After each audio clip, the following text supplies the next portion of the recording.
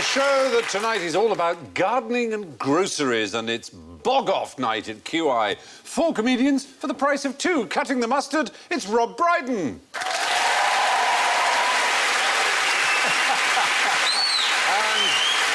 taking the biscuit, it's Dara Briain.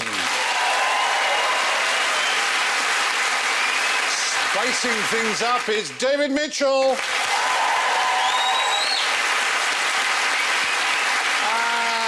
Playing catch-up, it's Alan Davies.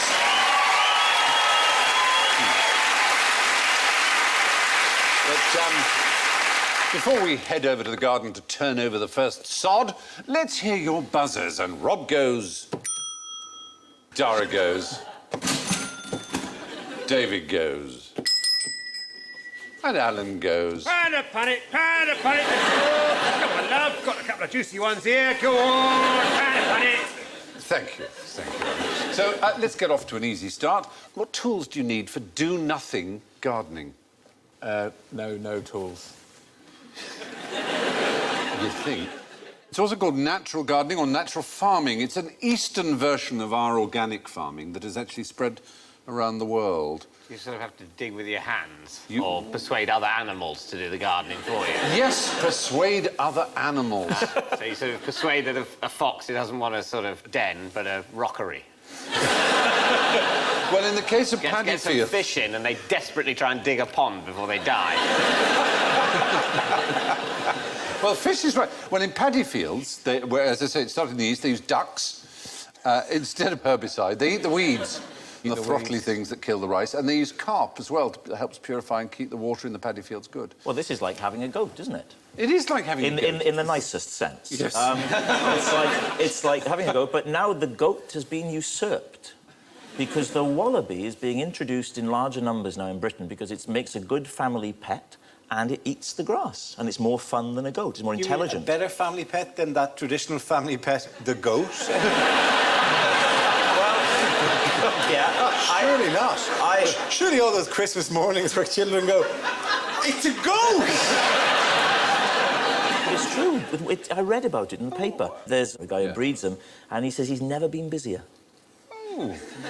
Because they hop over the fence and run away. No, that's you wonderful. do have to have a very high fence, that's true. Yes. That's the downside of it. You could electrify the top of the fence. It wouldn't have to be that high. You just get to it, because they are just gripping animals, aren't they?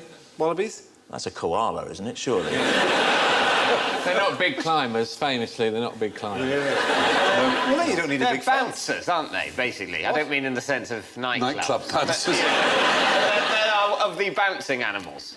Yes. As opposed to of the gripping onto animals. Oh, yes. You blinded me with your biology talk. Sorry.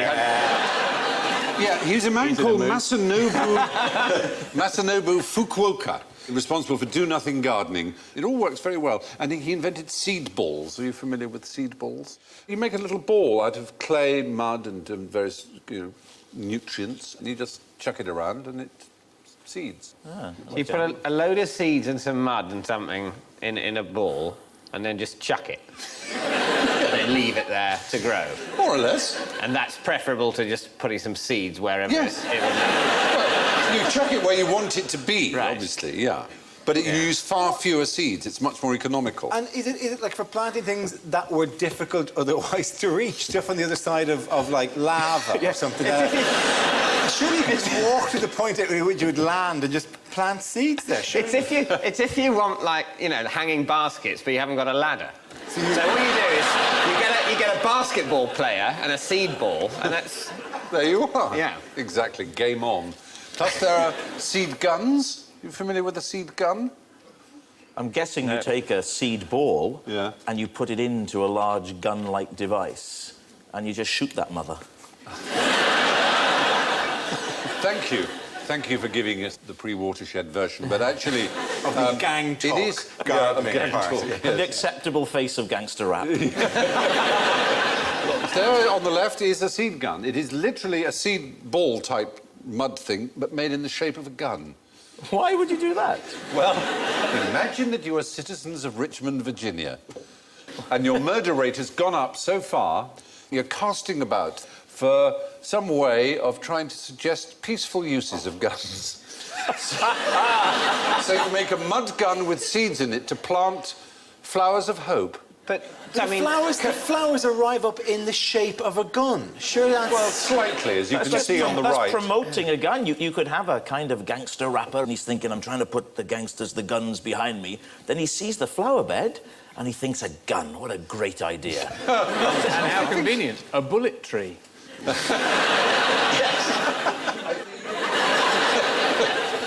It's the equivalent of turn your swords into ploughshares, or the famous 60s image of the hippie putting a flower down the barrel of a tank, I suppose.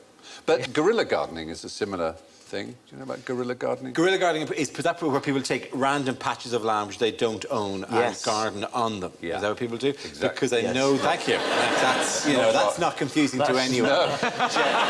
Didn't you hear me say guerrilla? That is just compounding the problem for young people watching the show who for years have been thrilled by the words guerrilla warfare. And going, how do they I mean, that train was it. As a child, watching the news, half the time they're telling you about the gorillas that are going extinct, and the other time it's about all the guerrilla fighters killing people. So I go, well, I'd be quite glad when the gorillas are extinct, actually. It's sending the wrong message, isn't it? In America, there's a major problem for the drugs enforcement agencies that people were growing cannabis on that kind of land on the edge, on the ramp onto a motorway, land you couldn't normally get to. People would use that land and grow cannabis on it. You would be disappointed to hear that one anonymous guerrilla gardener planted 3,400 marijuana seedlings in the grounds of the Californian estate owned by Rupert Murdoch. Yes, that's very irresponsible, isn't it? There's a hell of a lot of guerrillaing about, though. There is 3,000 plants. Yeah, that is an extraordinary... It started supposedly in 1973 in New York. Vancouver is one of the places where it's really taken off because a load of compost was dumped in the street by construction workers and a local inadvertently emptied all his birdseed onto the same dump, and it flowered so extraordinarily that now almost any spare piece of land is used as a garden in Vancouver. It's a good thing, isn't it? But I've got some props for you, which is more connected with the principle of the gentleman gardener, which was a familiar 18th and 19th century pastime to be a gentleman gardener. You can have that or pass it on. There you are. And on your side, you've got props. Isn't it exciting to have props? Physical, actual props. There you are. I can see where we're going with this. Yeah. So who's going to go first? Well, everybody's been given fascinating devices, and I've been given a bottle with the top cut off. That was designed by George Stephenson of the rocket fame. Was it? The first locomotive, yeah. And it's to do with the garden? It is to do with the garden. He was a very keen gardener. What did he make most money out of? That or the... the train? I think the train was a bigger hit. Right. But he was a very keen gentleman gardener. I bet he was really tedious and wouldn't talk about the train in interviews and would insist on talking about his bloody... I feel you're right. In many ways, it's the work I'm proudest of. Yeah, but it's crap. It's just a bit of glass with no top. Well, It would protect some You've got sunlight, I think, is an important factor here, the sunlight, because we've got glass. And what does glass do? It can magnify, Stephen, can't it? Yes, it can. Diffraction with it, can't we? Yeah, okay. or refraction. Refraction, whatever. Whatever, it doesn't matter. Let's not get bogged down in that. Yeah, quite. We're here to talk about gardening. No, I'm silly, I'm sorry. Hello. No, not... You found out... No. It's a saw. It is. It's for a gentleman gardener. It's got a concealed serrated blade. You won't get this through customs. You can hijack a plane with one of these. I can't make it work, though. Why won't it go forward? It'll only go that way. Well, that's how you start the stroke. How you start sawing. It won't go back again. Have you ever used a saw? I don't think it's designed for exercise books. No, there is that too. David has a point. It's for the gentleman No! I want to saw something now. These belong... I just want to say... These have been lent to us by the Garden Museum. It works, it works. Oh, it really does! Oh, my God! It doesn't break. I tell you what, I really wish they hadn't made this set out of asbestos.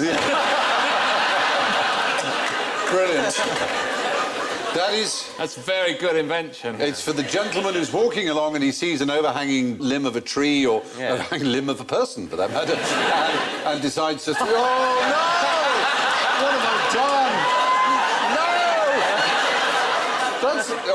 It's only plastic. Yeah. And see if you can tidy it away, class. See if you can do that. It's my clever psychology. Clever, isn't it? Let's see if you're clever enough to hide that sword. Brilliant. Well, that was great fun. You got any more? No, well, David, you've got yours. Well, yes, no, I don't know. I mean, it's like... Yours actually is missing a piece. The Garden Museum, to whom we're very grateful for lending us these incredibly valuable artefacts, this would have had a sort of hat in order to make it like a walking stick, a sort of leathern thing around there. Oh, so you could hold it like that? You hold it as a walking stick, and then when you see some obtrusive weeds, you turn it around, and almost like a golf club, you... Just a little hoe. Yeah, you just hoe. Yeah. A little hoe. Yeah. Not in the street sense No. that's used in the United States and America. Which is the sense I usually use that syllable in. Yes, actually. So, talking of hoes, Rob. It doesn't... Oh, hello. Sorry, How did that happen? a fly landed on my buzzer and I tried to use my little hoe. My little hoe. It's a new sort of toy for children, Yeah. isn't it? So what's your little hoe for? Well, I've absolutely no idea, other than I think it's something to do with light. Well, it's not bad. It actually forces a shape. What sort of shape would something in there have to be? A bottle. Oh, a vegetable. It would have to be a straight vegetable, though, wouldn't it? So Is it for cucumbers? For cucumbers, for growing straight cucumbers. Points, and I've mended my walking stick. Yes, points all round for Alan Davis. There you are. Now, that thing up there, though, Stephen, it may well be for cucumbers, but that picture there is very similar to a spam email that I get sent. And I have to say, I'll tell you now, don't waste your money, it doesn't work. Dara, what have you got? I am guessing that you put a mixture of seeds in of different sizes, because there are little holes of different sizes, and then if you're the kind of person who knows what size seed you need, then you just sprinkle it. You're In the most exactly... effete gardening way imaginable. There you go. And we're in the company of which actual gardens would be going, oh, well done, my lad, that's really top-quality gardening you're doing there. I'm rather exhausted now. I think I may have to go in and have a cocktail. I'm going to fit the vapours from my gardening. So, Do Nothing Gardening, where we started, is small-scale organic farming with minimal inputs. Guerrilla gardening is prettying up the hood, and a jolly good thing, too. Now, before we move on, we'd like you to draw now. You should have a card if you haven't sawn it in half. We'd like you to draw the world's first novelty teapot. Alan? Sorry, it all went... it's quite a draft in here, it turns out. What did I ask you to draw? Draw the world's first novelty teapot. Damn, you were listening. That's very good. It's gone out that side, but when you asked me, it was still in the middle. All right, well, get drawing. The world's first? You mean we're inventing one? Or there is one that we should know about? This is nice. I like it when the class get on with their business. They're busy and quiet. The teacher sits at the front just texting her friends. Do you know that rhyme? I'm a little teapot, short and stout. Here's my handle. Oh, bugger, I'm a sugar bowl.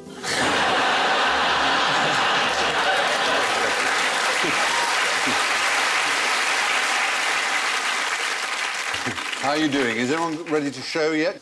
Yes, David, you look as if you finished. Yeah, I have finished. I'm very pleased with it. Is it an Indian goddess or a crab? It's a novelty teapot. Oh, yes, sorry. It's instructed, but I thought they have a lot of tea in India, and their vague goddess is a bit like that. And one thing, the best bit, the sort of business end of a teapot is the spout.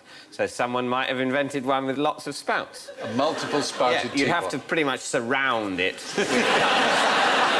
And that thing on the front that looks like an ear, which is not an ear, that's the sort of... The handle. The handle. Does it come with a cream to treat scalding and burns?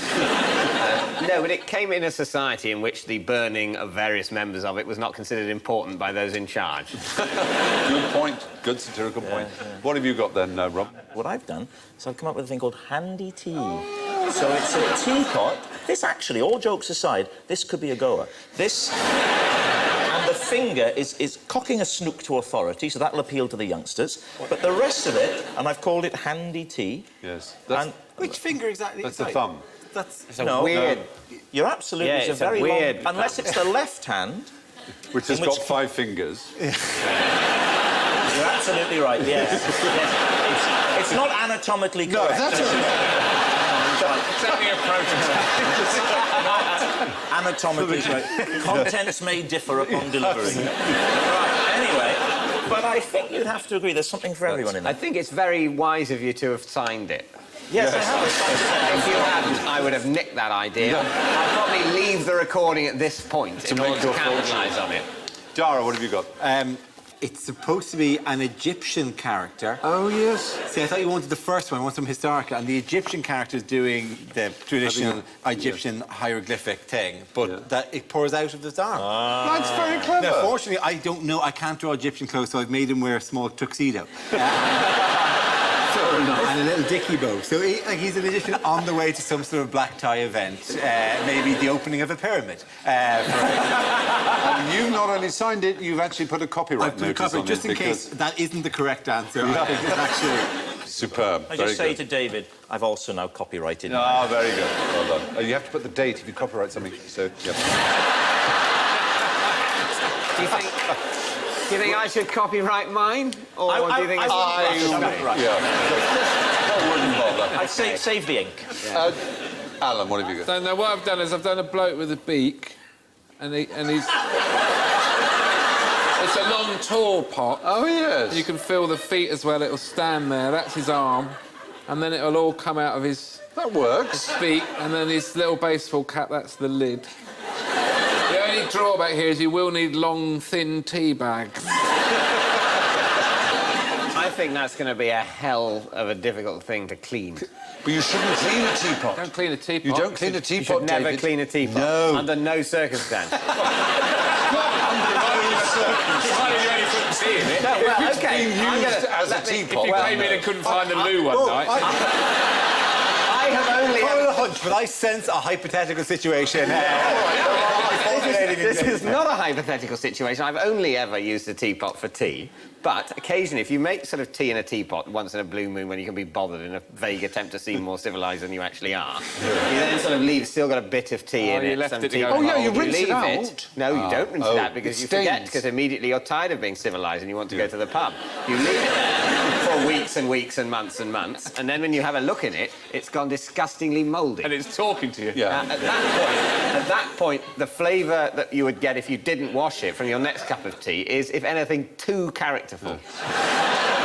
What do you think the actual, real-life first novelty teapots might have been in the shape of? You've probably seen them. They've since become very popular. Like a Toby jug or something? Not quite that so much as cauliflowers and pineapples and things like that.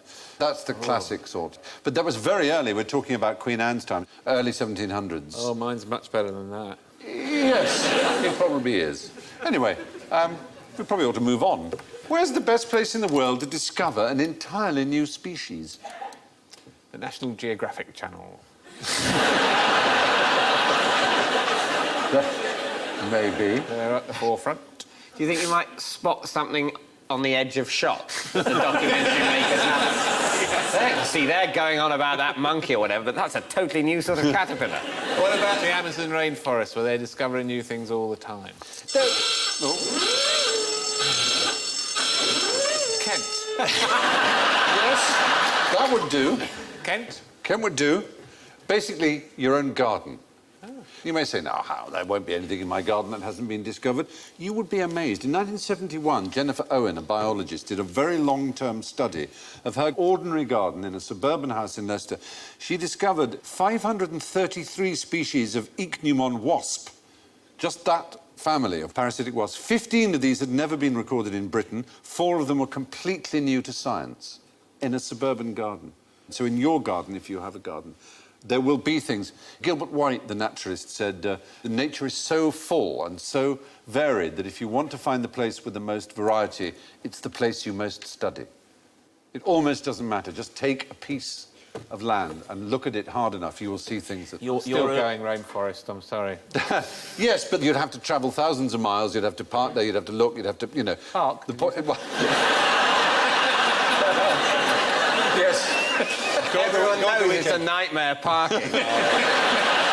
I'm slightly worried that my brain let me say that. Where am I going to park? The congestion charge alone would just make drives up the cost of research horrendous. nonetheless. How did she catch these wasps? Did she put a jam jar with jam in it and a little hole that's big enough for them to get in but not get back out? Because that's what we do in our house. Do you? Every wasp likes a bit of jam because it's sweet. They love sugary things, as do I.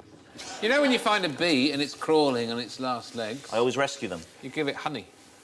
It's the only thing they eat. Makes sense when you think about it. No point just talking to it, give it honey. They're very much a one-recipe species, All aren't they- they? I'm intrigued because I generally give it the sole of my shoe, but you know, not to be harsh, but you know, I think Tread on a struggling, crawling bee, Yeah, trying to get back to the hive. What? As opposed to rehabilitate it? I nursing it like back honey. to I have it life. on my porridge, you murderer. Yeah, but You depend on bees.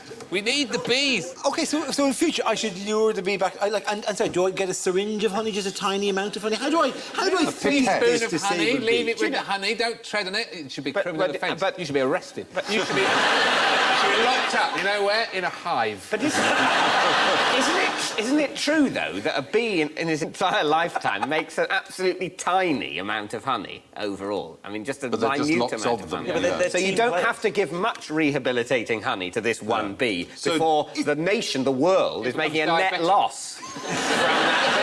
Are they not You know, gonna be- it's useless. If you only get 1 teaspoon of honey from a whole bee's lifetime, and every time we have to get it back on its feet, it takes a teaspoon and a half, suddenly there's no honey at all. This is more honey than this bee has seen in its life. Yeah. It's just gonna You're insulting it, apart from Maybe anything give else. it- It's like showing a very tired mason a whole cathedral. Maybe...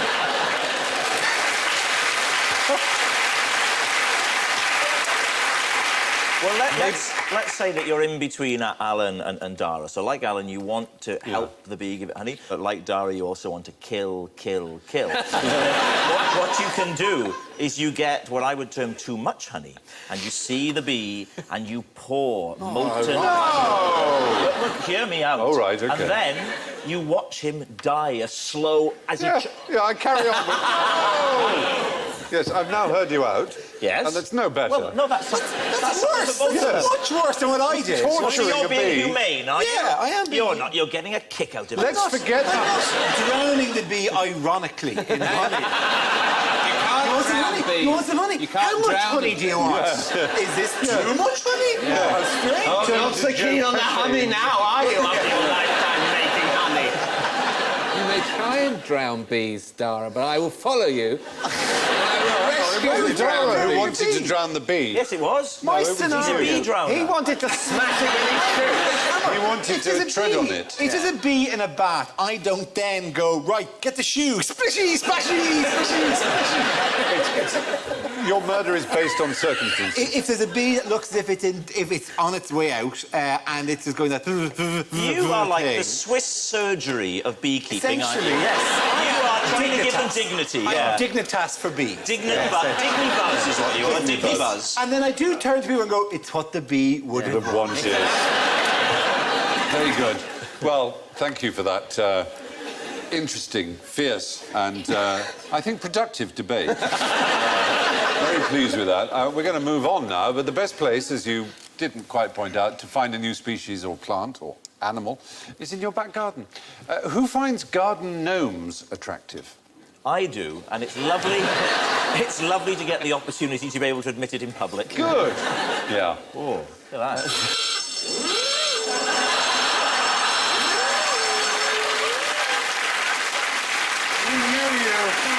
We knew you too well, Rob. We knew that an Anne Widdecombe gnome would just immediately appeal to you.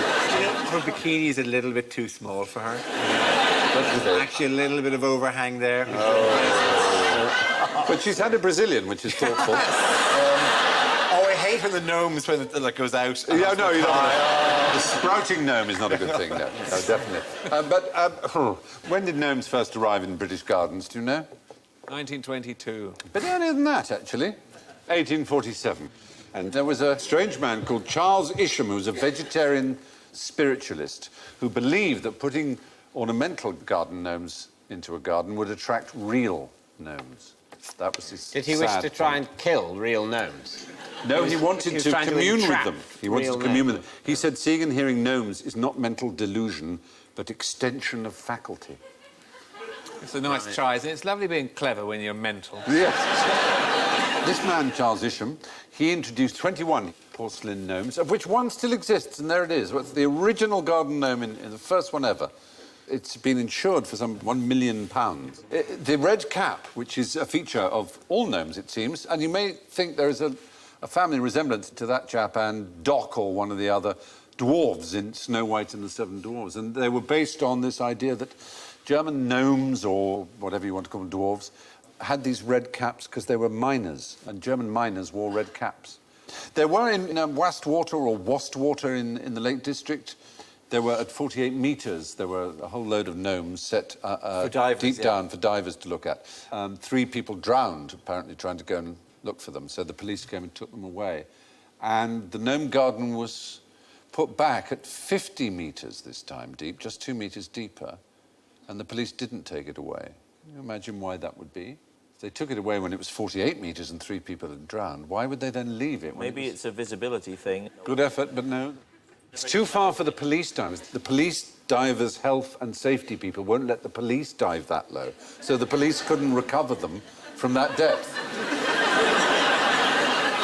That is funny, actually. It is. It somehow is. Can you imagine, though, if you're able to, you know, and you don't mind the sort of risk, why would you choose to do it in a place where instead of seeing, you know, a coral reef or fantastic wonders of the deep, all you can see is some manky old gnomes? I think the idea was that the lake was incredibly dull and that people who were practising diving, it was just something to make the little bit brighter and more interesting. Really nice thing to see in diving trips, and I've dived for years, most of it are a long way away. That's the problem. In hot countries where you have to fly there and stay in hotels and stuff. So if you want to dive while you're here, there's really very little to in see. the dive centre in Leicester, there's a big quarry, and they've put an old aeroplane in it and a bus. Yeah. Of course, in Scarpa Flow, there's a scuttled German fleet for you to go and investigate, if you wanted to. Chilly, That was the a bit chilly. end of the war, end of the First World War, wasn't Yeah, it? that's right. The Allies were all arguing about who were to get this fleet, and we wanted to have the fleet because we had the biggest fleet, and so it made sense to us that we And should Mummy have. said, if you're going to argue about it, Yeah. then no one will get the Yeah. fleet. And it was scuttled. I didn't know that we sunk the French fleet. We did, yes. That was much to the annoyance of Charles de Gaulle. Yeah. But otherwise, the Germans would have got hold of it. Also, you don't get many opportunities to sink the French fleet. And, you know, when the French fleet is just sitting there and it's not going to return It was fire, more of an old English it's just, you instinct. kind of go, look, we've got the French fleet, it's just there. I've got to sink it. We never mind that we're at war with Germany, but still, it's the French fleet. We will kick ourselves. Where was the French fleet when this happened? It's off the coast of Morocco. Why didn't you somewhere- just sail it to England? We said sail it to England. It was full of French sailors who refused to sail Yeah. it to England, as they always will. Well, and option B was, well, let's just sink the boat. Yeah. then. How was that not explained to them that the only other option was? The third option was to drown them in honey, but we couldn't. Couldn't get enough honey there in time, so. Yeah. A black chapter amongst many other black chapters in that sad, melancholy period of history, the war. But, on that melancholy note, the man who brought garden gnomes to England did so in the hope of attracting some real gnomes to his garden. Why do American farmers, gentlemen, hate Shakespeare?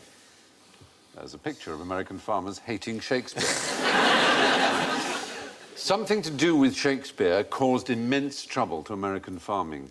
It's not Shakespeare's fault at all. Not some farming practice that's hidden away in the sonnets or something. It was an eccentric drug manufacturer called Eugene Schieffelin, and he decided that America should contain examples of every bird species named in the works of Shakespeare. And one particular species didn't exist in America. And he thought, oh, I'll introduce these. He introduced 100 to Central Park, and there are now estimated something like 200 million of It's them. not the common pigeon, is it? No, they come in huge flocks. Geese, Starlings. ducks. Starlings is the right answer. Starlings. And they don't like them because they eat the seeds? They eat seeds and they eat everything that's... Could you they know, eat fruit. a seed ball or a seed gun, though? Well, I suspect not. maybe that's Point the the future. seed gun at them, and I think they fly away. Yeah, unfortunately, what they do is they befoul everything in their droppings that they don't eat. They're such huge flocks. Vast flocks. I was on Brighton Pier one time. Yeah. And there are lots of starlings there, and at dusk they do that stuff. They're beautiful. And it's really amazing to watch Yeah, it's a if you stand on wonderful the pier.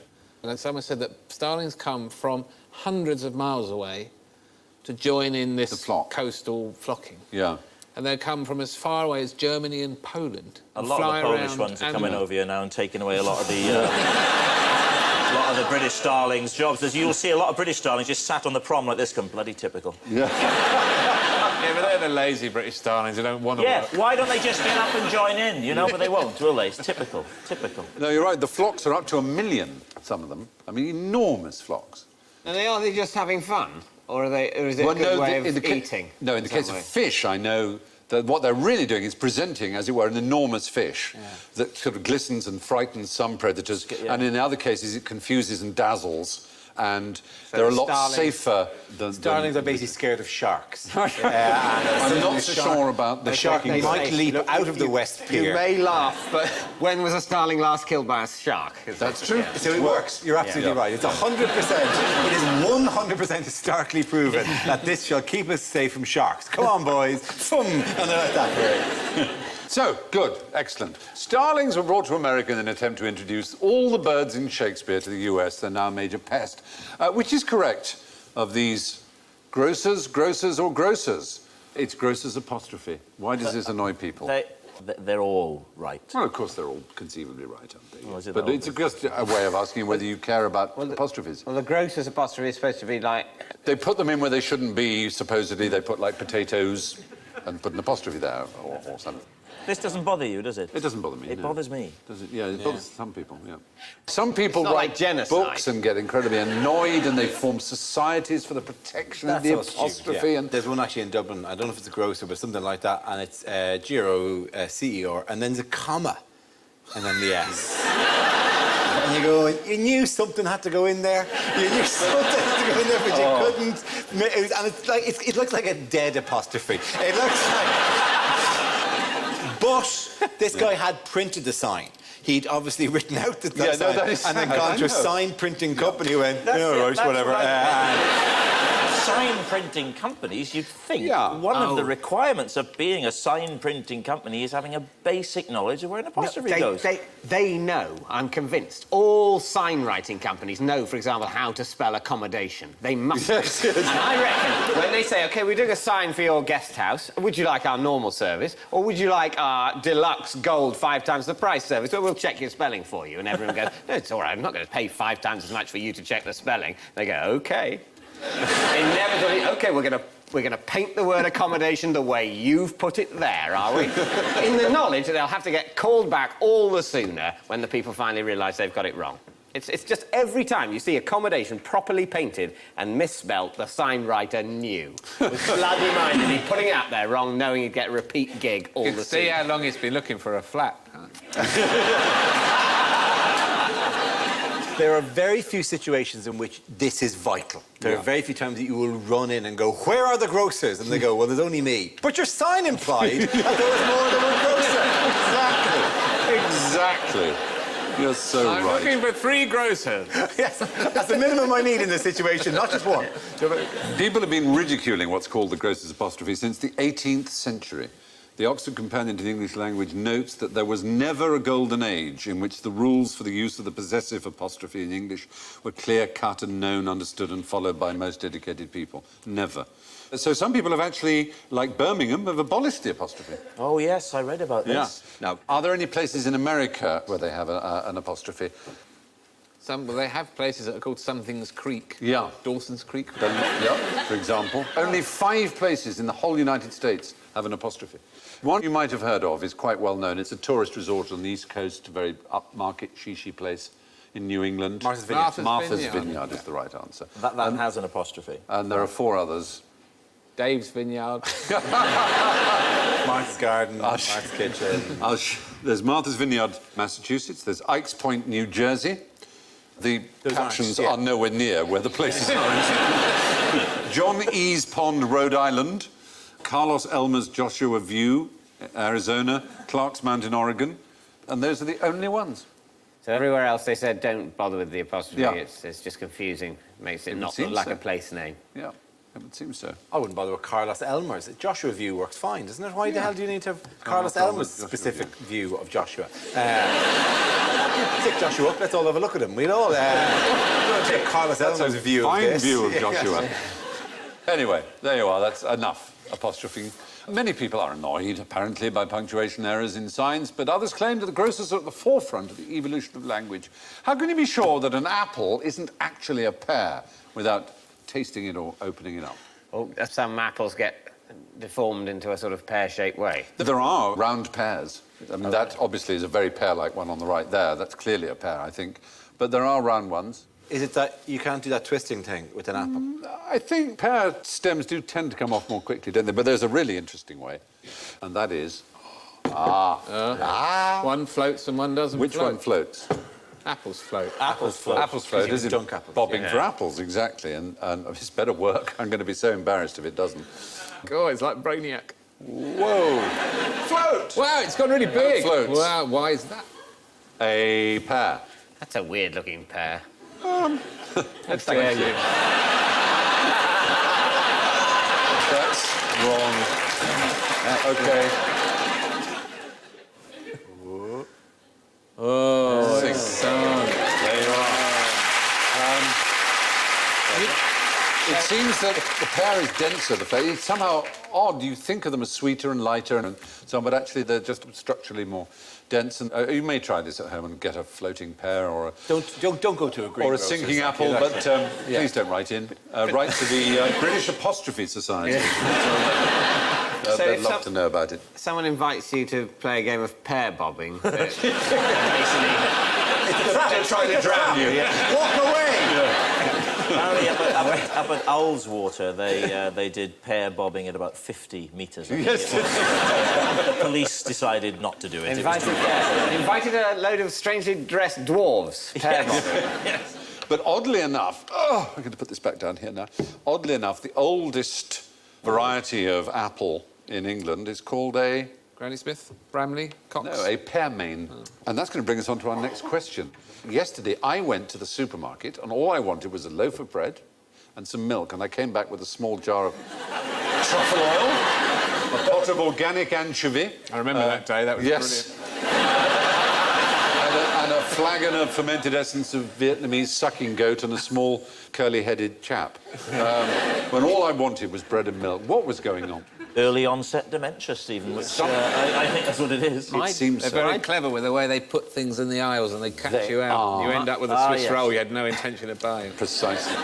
There is a huge science to the placing of products. There's a thing called the Grün transfer. There was a man called Victor Grün who was generally considered the father of this whole business. Apparently, men buy things from higher up. They're also more likely to pay more. So everyday things that women are more likely to buy are at 3 to 4 feet, and the more expensive premium goods are higher up. The men will pluck those, say, yeah, that's good, that's the best, that's the most expensive one, that must be the best, because we're stupid like that. And the women will say, well, that's a good price, I'll get that one. It's called the Grün transfer. They play different music during it because you're more or less price sensitive at different times of the day. They play different music. It's more kind of sedate supermarket music during the afternoon, but by half an hour before the supermarket closes, they speed up the music in order to make you shop faster. And also the people go beep, beep, beep quicker because the music develops a beat. So they actually, Start playing the Crimson Tide music.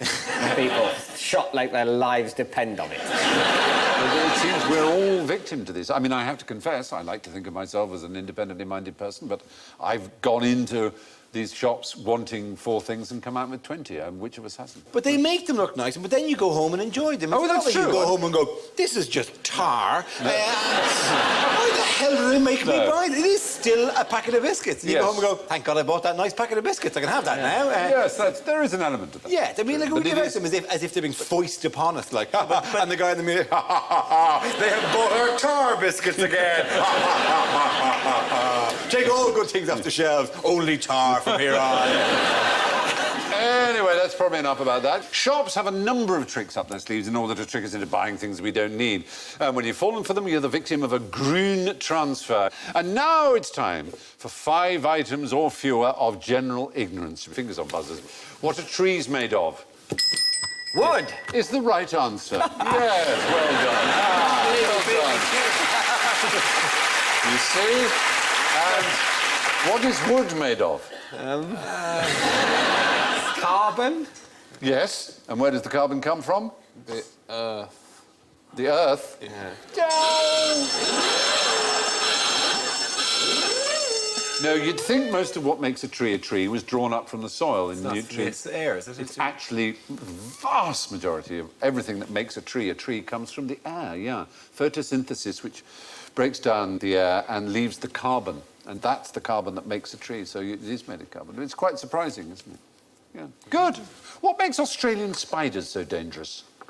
It's their cunning and their organisation, Stephen. And the fact they're willing to put the man-hours in. They will stalk you for weeks. They'll look for patterns in your behaviour, and they'll strike when you least expect it. Just as you're hovering over a poorly bee, holding a shoe high, that's when they'll come and bite you in the bum. You mean the spider is working with the bee? Yes. The bee is saying, there's not much longer left for me, but you can have a bit of fun here. Come on.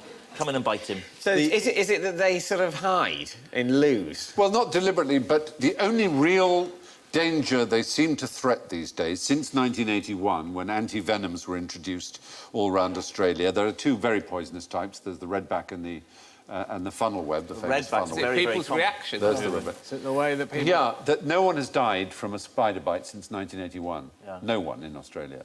But people have been in accidents, which have been fatal, some of them, and certainly have caused enormous damage from spiders that have dropped out of sun visors in cars and fallen on people, and they go, "Ugh," like that, and then crashed. So that's their danger now, oddly enough, not their venom. And so it's time for our guests to reap what they have sown. I'm going to have a look at the old scoreboard. Oh, my good night. It's a tie for first place, ladies and gentlemen. It hasn't happened for a very long time. Not since all round here was green fields. And in first place, it's the two Ds with 3 points each, Dara and David. Congratulations. In a very craveable third place, smelling of roses still, at -6 is Rob Brydon. But going down to the bottom of the garden to eat worms with -8 is Alan Davis.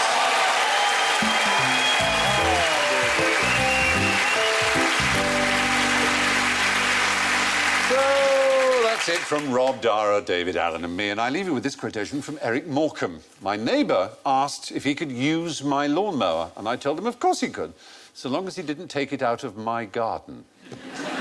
Thank you and good night.